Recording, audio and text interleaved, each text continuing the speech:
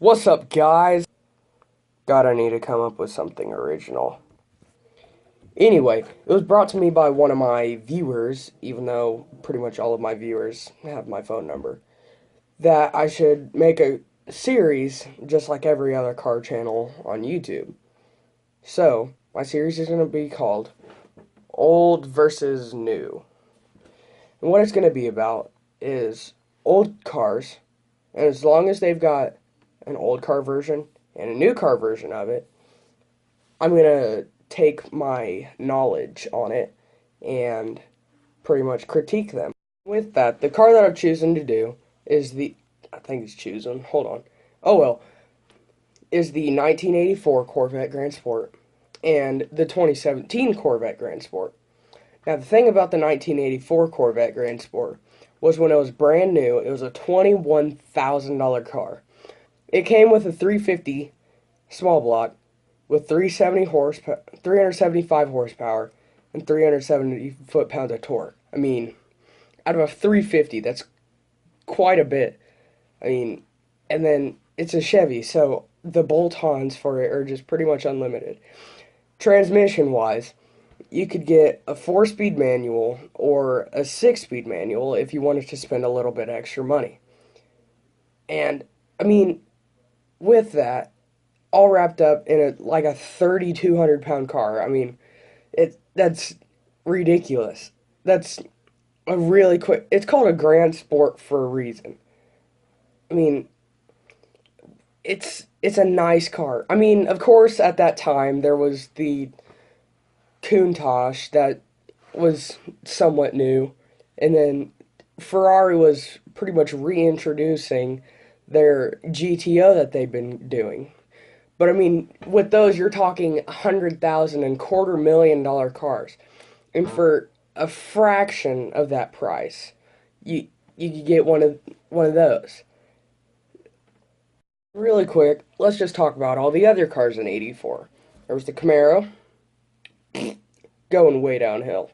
After probably 1972, they just went downhill until about 91. I mean, they were just worthless. Of course, you could make a nice car out of them, but then there's the Fox body Mustangs. It's a 1984. How much nicer of a car could you get? And these were still pretty much not even in competition with the Grand Sport. I mean, it's it's just a really nice, quick for a $21,000 sports car. I mean, that's pretty good. Now on to the 2017 Corvette. Ooh, yes. That's a nice car we're talking about. I mean, it's got a 6.2 liter ZL1. It's got 460 horsepower, 465 foot-pounds of torque. It goes 0 to 60 in just over 3.5 seconds. I mean, come on now. It's got a 7-speed manual, 8-speed if you want the little paddle shift stuff. I mean, it is ridiculous. You can shift in the paddle shift version. You can shift at 8 grand if you want to. I mean, that is just crazy RPMs for a V8. Especially for it being a big block LS like it is. Or LT, whatever. You know what I'm saying. Excuse me. And is a 3,400 pound car. And I know that's pretty heavy for a modern sports car. But, I mean, compare it to the Camaro. That probably weighs just as much. And it's not even close to the performance. I mean, just look at this thing. Such a nice car. And I mean, right here's a picture of the. Let me get a picture of the '84 really quick. The coolest thing out of all of the exterior stuff, even though it's got the vented stuff for the supercharger, and it, it's still got the two stripes that come down the side on the fender. I mean, what is not to like about these two cars? It's side by side. It's like an old man standing next to his 20-year-old grandson. I mean, it's it's just a nice car. All the way around. It's a nice car.